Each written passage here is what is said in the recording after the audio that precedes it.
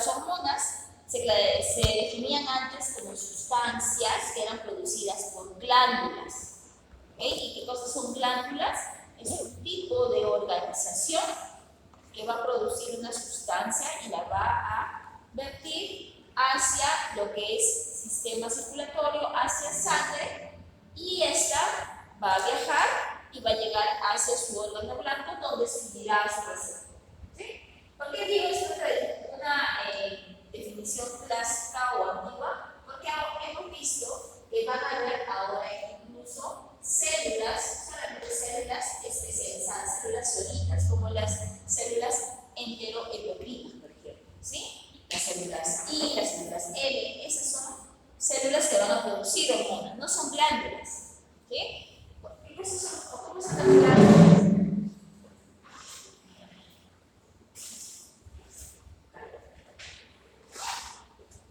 Las glándulas, recordemos, que teníamos glándulas salivales de repente, las glándulas son, ¿sí? Tienen su parte acinal y por lo general su parte tubular, ¿sí? Que son las glándulas, son especializadas. ¿Sí?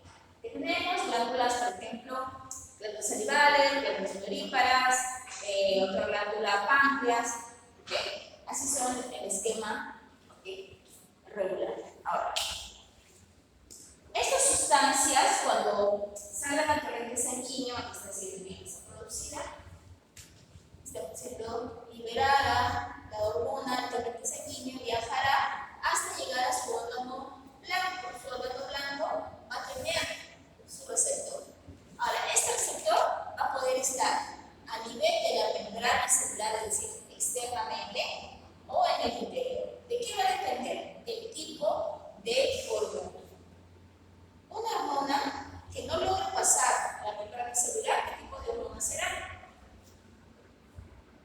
Una hormona de tipo hidroxil, ¿ok? Que no va a poder tener acá afinidad con lo que es la membrana celular, es decir, va a ser una sustancia lipofobe, que no va a poder. En cambio, van a haber otras hormonas, por ejemplo las hormonas esteroideas, que van a poder ingresar al interior de la célula y van a tener sus receptores o proteínas a nivel del citosol, e incluso van a poder ingresar al interior del núcleo. Entonces, esas hormonas son de tipo lipofílicas, porque van a poder atravesar.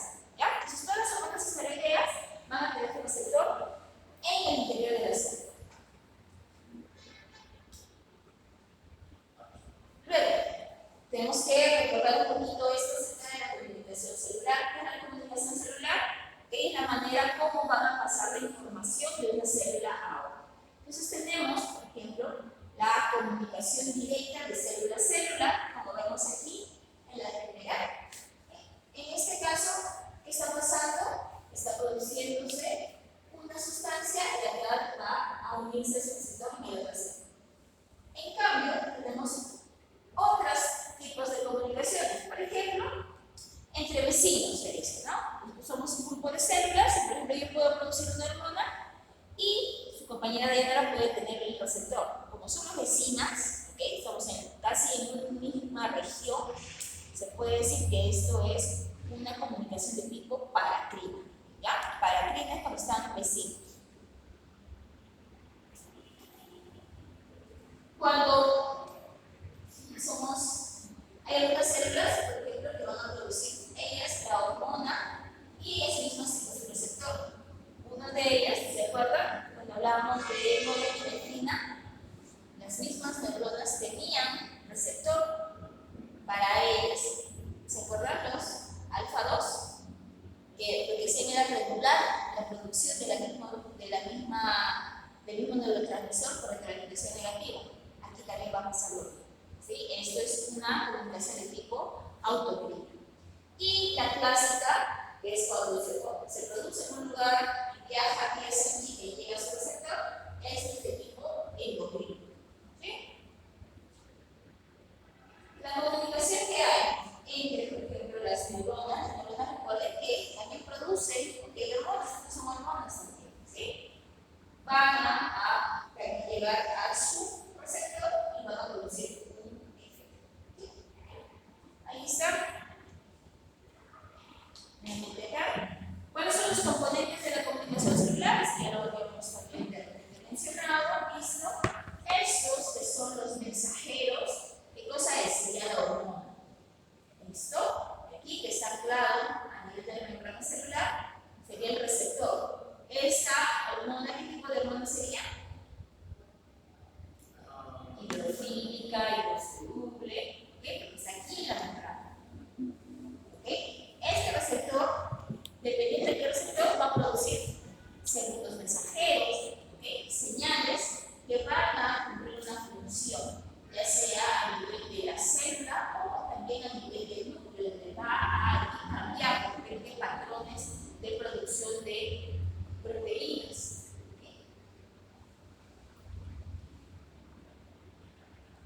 Algo también que es bastante interesante es que las hormonas se encuentran en cantidades de repente bastante elevadas. ¿Qué dicen ustedes?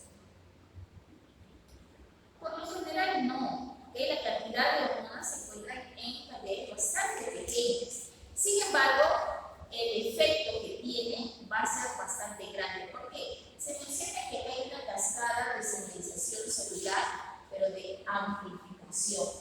Acá se amplifica todo. Entonces, miren, acá hay una molécula, una hormona, que se va a unir a su receptor de nuestra celular y este va a producir ¿qué cosa? Segundos mensajeros. Estos segundos mensajeros lo que van a hacer es producir 10, porque se multiplicó. Y cada uno de ellos va a producir otros 10. Esa adenylatosciclasa, la adenylatosciclasa va a producir 10 AMP cíclicos. Hasta aquí ya tenemos ¿cuánto? Con esto tenemos 10 por, que tenemos aquí, 10, cada uno, que tenemos, cada AMP cíclico lo que va a hacer es activar a un número bastante grande de lo que son quinasas, va a activar a muchas quinasas. No les ponen un número, las están aquí manteniendo, pero va a activar un grupo bastante. Y cada quinasa lo que va a hacer es activar proteínas, fosforilar proteínas, unas 100 cada una. ¿Okay? Y cada una de esas proteínas fosforiladas activas lo que van a hacer es van a producir otras enzimas. Entonces vean que esto es una cascada que ha hecho que una sola molécula que se une a su receptor va a producir hasta 10 millones de enzimas. ¿Sí? Entonces, ese es el efecto amplificador que va a tener en la cascada de señalización. Son generalidades que ahora, ¿cómo son los mecanismos de regulación de la función hormonal? Vamos a trabajar a dos niveles, ¿sí? Vamos a trabajar, recuerden, aquí estaba la célula, aquí estaba su receptor. Entonces vamos a trabajar a nivel de lo que es la producción de la hormona y a nivel de los receptores. En cuanto a la producción de la hormona, vamos a ver, eso es lo que dice de la secreción. Vamos a ver que casi todas las hormonas se van a regular por retroalimentación negativa. ¿Y qué es la retroalimentación negativa? Primera clase, todo de la felicidad, por ejemplo, ¿no? ¿Qué día fue? 6 de enero de 2025, ¿sí? Nos conocíamos, hablamos de la retroalimentación negativa. 3 clases le pusimos para una clase. Digamos felices, ¿qué cosa es una retroalimentación negativa? Es cuando se vuelve a Retroalimentación negativa. O, como en inglés, feedback negativo. El feedback negativo es cuando hay un efecto, ¿okay? Por ejemplo, decíamos, ahorita que hace calor.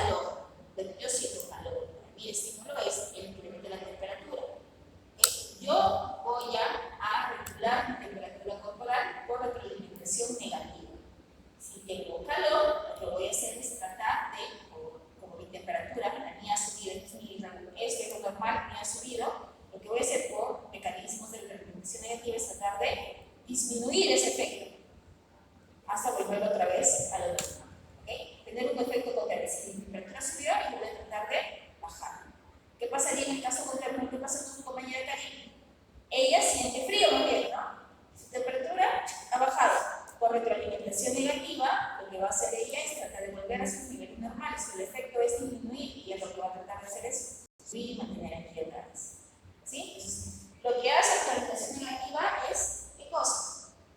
Disminuir el efecto. Entonces, si es que hablamos de las hormonas, si es que hay una producción, ¿okay?, excesiva o incrementada de una hormona, ¿qué va a pasar? Por retroalimentación negativa, lo que va a hacer es disminuir la producción. ¿Sí?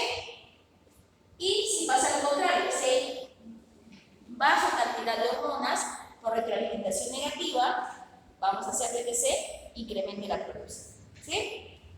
Estas son la mayoría de hormonas. ¿Okay? Solamente unas cuantas, por ejemplo, lo que es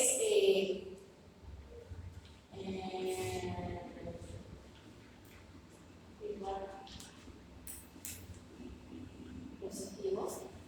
Solamente en algunos casos vamos a tener un feedback positivo y son contagiantes, ¿no? Como por ejemplo en oxitocina y el par. En el par. Porque recuerden que la oxitocina tiene múltiples funciones, y no solamente en el par, sino también tiene efecto en la bajada de leche, en las relaciones que hay maternales, en las relaciones de apego, etc. Entonces, esta, el par de la oxitocina va a regularse por referencia positiva. Lo que va a hacer ahora en el estímulo es reforzarlo. En el anterior, el efecto lo tratábamos de disminuir. ¿Ok? Aquí, en el feedback positivo, lo que hacemos es que el efecto se intensifica. Intensificador. Este es intensificador. ¿Sí? Además, acá, en lo que es la producción de las hormonas, vamos a tener lo que es los ritmos circadianos. ¿Okay? ¿Qué son los ritmos circadianos? Son ritmos biológicos que van a marcar, por ejemplo, la producción de hormonas. Influenciados por la duración de las olas luz. ¿Okay? Es decir, hay algunas hormonas que se van a producir mucho más en el día y otras más en la noche. Por ejemplo, en la noche se produce, a partir de la medianoche, ¿sí?, se va a producir la hormona del crecimiento. ¿Okay? Pero para eso es que se le dice a los niños que deben dormir. Deben dormir a las 8 para que cuando ya sean las 12 estén en sueño profundo. Y ahí recién va a producirse hormona del crecimiento. Niños que no duermen, crecen. ¿Sí? Porque no va a estar superando su hormona del crecimiento. ¿Ustedes tienen hormona del crecimiento? Todavía tienen un poco de hormona del crecimiento. Menos que la que tenían cuando estaban obviamente creciendo, pero ¿qué cosa estimula la producción de hormona del crecimiento? Por ejemplo, el deporte. ¿Okay? El deporte, el ejercicio va a estimular el hormona del crecimiento. Y no solamente para crecer, sino para mantener, ¿okay?, una adecuada salud. Hay otras que se van a producir más en el día. Por ejemplo, el cortisol va a empezar a producirse mucho más en el día. ¿Sí? ¿Para qué será eso? ¿Para qué son los ritmos circadianos? Porque muchas de estas hormonas están relacionadas con lo que es el metabolismo, la reproducción, la alimentación, cuestiones básicas que van a necesitar que estén marcadas. ¿Sí? Y la segunda, la tercera, que sería la regulación con otras hormonas. En este caso, esta es la permisibilidad. ¿Okay? Que digamos que algunas hormonas van a permitir que tenga efecto otras hormonas. ¿Sí? Y eso es en cuanto a la producción de la hormona. ¿Sí? Lo otro es en cuanto a los receptores o el efecto sobre las células guiadas. Y las células guiadas habíamos visto que aquí vamos a trabajar sobre los receptores. Entonces, ¿qué vamos a tener aquí? Por ejemplo, la desensibilización de receptores. ¿Qué van a pasar? Van a existir mecanismos donde los receptores se van digamos, a imaginar, se van a esconder para que no tengan ya efecto, o de repente, cuando se una la hormona, ya no va a haber el efecto deseado, no se va a producir estos compuestos químicos y los mensajeros. ¿Por qué será? Porque a veces hay una sobreestimulación. ¿Sí? Por ejemplo, caso de, cuando se habla de leptina, que la leptina es una hormona que se produce en el tejido adiposo. Entonces, ¿qué debe pasar? Cuando nosotros tenemos mucho tejido adiposo, es una regulación a largo plazo de lo que es la leptina. ¿Qué debe pasar? Cuando nosotros tenemos grasa, supuestamente esta grasa va a producir leptina. Pero, si hay mucha producción de leptina, porque tenemos mucho tejido graso, mis receptores de leptina, que van a decir a nivel del centro del árbol, van a decir, oye, ya deja de comer, menciona que van a estar insensibilizados porque hay demasiada estimulación, demasiada. Esto es lo que produce, por ejemplo, en las personas que tienen obesidad, que están relacionadas con que tienen un comer compulsivo, ¿sí? Es por una sobreestimulación de las hormonas. Vamos a ver aquí los efectos. Tenemos retroalimentación positiva y retroalimentación negativa. En este caso, estamos viendo que se va a producir oxitocina. En este caso, oxitocina en el parto va a hacer retroalimentación positiva porque va a incrementar, ¿okay?, lo que es el efecto. En lo que es lactación, la oxitocina, ¿okay?, va a tener un efecto. Ustedes, si se dan cuenta, por ejemplo, las vacas cuando las ordeñan, no necesitan ordeñar cada ratito. Se ordeña bastante rápido, ¿sí? ¿Por qué? Porque el entrenamiento, porque el tiempo de vida que tiene la oxitocina es máximo 6 minutos. ¿Okay? Entonces se secreta y uno tiene que estar, tiene que tener ya lista la vaquita para que pueda comer el ordeñador, la ordeñadora, las personeras, pueda darse el ordeño. Más lo que es la oxitocina está relacionada cuando hablamos de lo que es lactación, vamos a hablar principalmente de lo que es prolactina. ¿Sí? ¿Por qué? Porque prolactina sí va a tener efecto de retroalimentación positiva. Porque a mayor estímulo, mayor producción de leche. Y por eso van a ver que, por ejemplo, las mujeres que dicen que no tienen leche para alimentar a su bebé, muchas veces está regulado porque no hay estímulo. La producción de leche va de acuerdo al crecimiento del bebé. El bebé, cuando es pequeñito, no va a necesitar 3 litros de leche que tú tengas.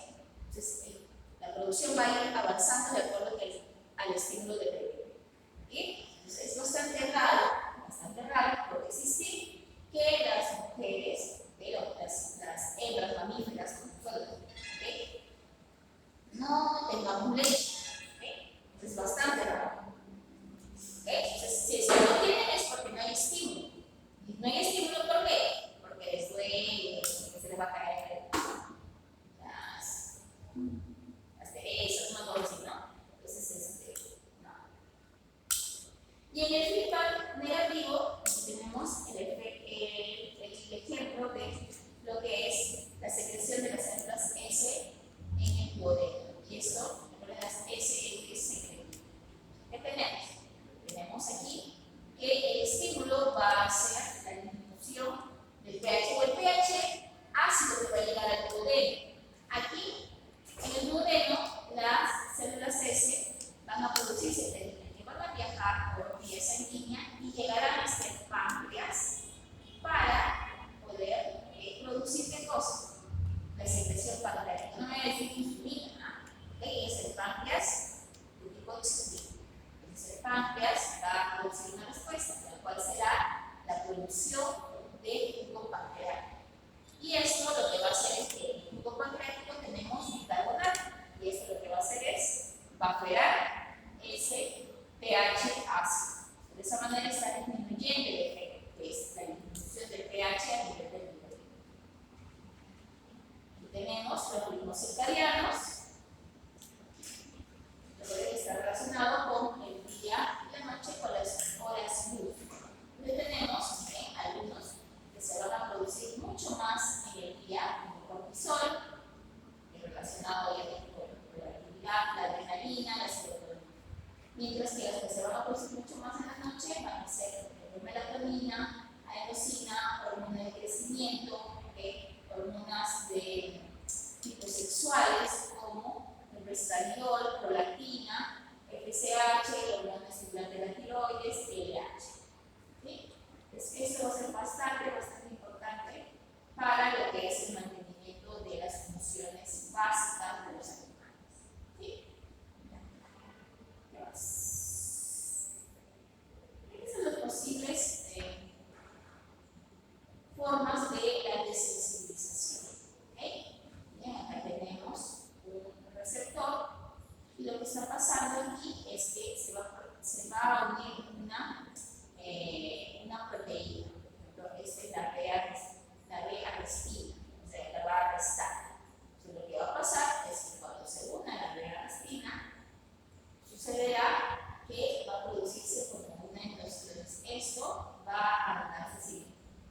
Se une la arrestina, la B-arrestina, esto se va a meterse. ¿Se acuerdan de esa proteína que habíamos estado hablando cuando mencionábamos la liberación de los neurotransmisores y las células de las vesículas?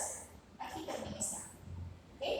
Ahí tenemos a las platrinas, las que eran de publicidad, ¿se acuerdan que se cerraban entre las vesículas? Aquí también están las platrinas que van a producir eso y van a formar como un endosoma.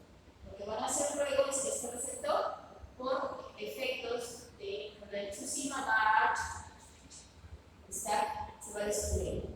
Y posiblemente algunos van a reciclar y se podría dar un nuevo ciclo y expresarlo nuevamente. ¿Bien? Entonces, ¿por qué se da esta desensibilización?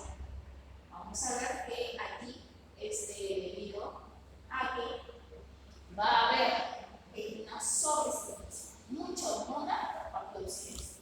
¿Sí?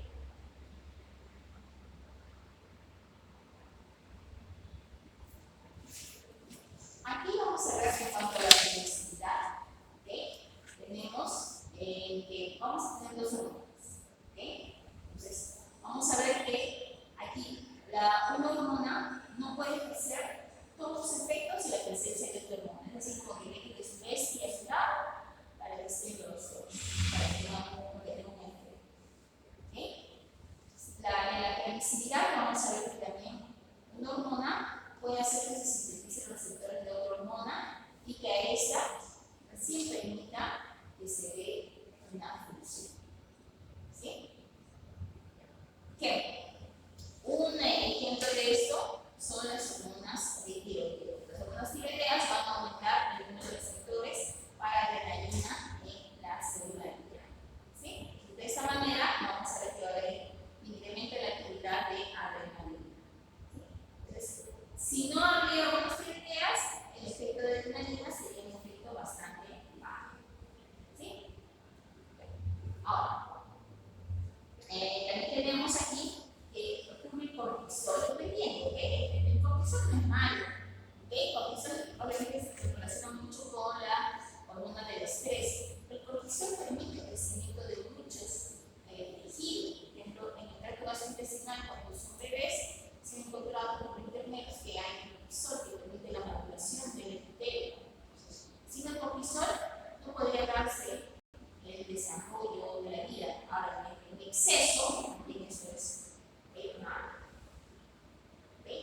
Y aquí nos menciona que el cortisol también va a tener un efecto permisivo con las hormonas del crecimiento. Entonces, cuando hay en exceso, sí las va a inhibir. Sí va a inhibir, porque se relaciona que el incremento de cortisol también va a tener un efecto negativo sobre las hormonas en exceso. ¿Sí? Pero normalmente lo que va a hacer es tener ese efecto permisivo.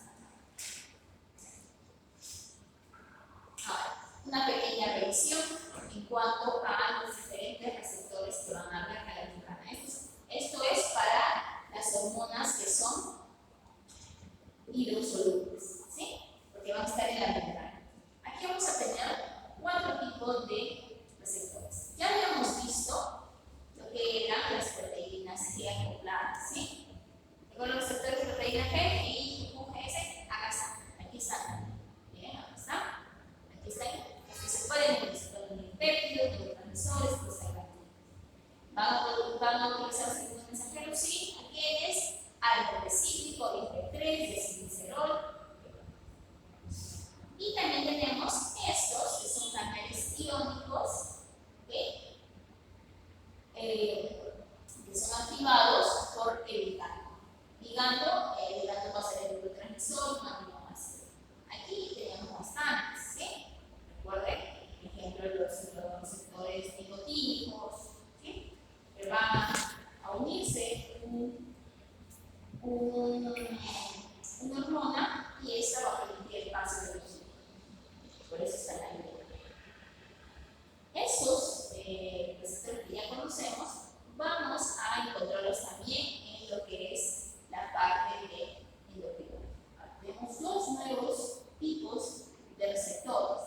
que los receptores de quinasa y los receptores ligados o unidos a quinasas. Entonces, estos receptores de quinasa, como son la insulina y los factores de crecimiento, van a tener cosas. Aquí, una proteína, la proteína tirosina o la serina quinasa. ¿Okay? Aquí van a tener. Y lo que van a hacer estos receptores es fosforilar. ¿Okay? Van a fosforilar. Y por otro lado tenemos los receptores ligados a quinasas. ¿Okay? Entonces, estos receptores están, sus agonistas sobre la hormona de crecimiento, prolactina y citocina. Esto lo que van a hacer es que esta quinasa que tienen aquí van a autofosforilarse. ¿Sí? Van a autofosforilar. Todos estos también se van a fosforilar. Y la fosforilación estamos hablando de principalmente lo que es activación.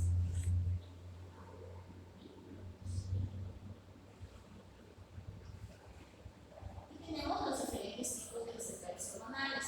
¿Okay? Habíamos hablado de la superficie que estaba relacionada con lo que son hormonas y los celulares que van a unir este receptor y que producirá glucosa, una vía de transmisión, una señalización, y aquí luego se producirá una respuesta que podría ir hacia lo que es el núcleo y producir de repente variaciones a nivel de lo que es la síntesis de proteínas. En el caso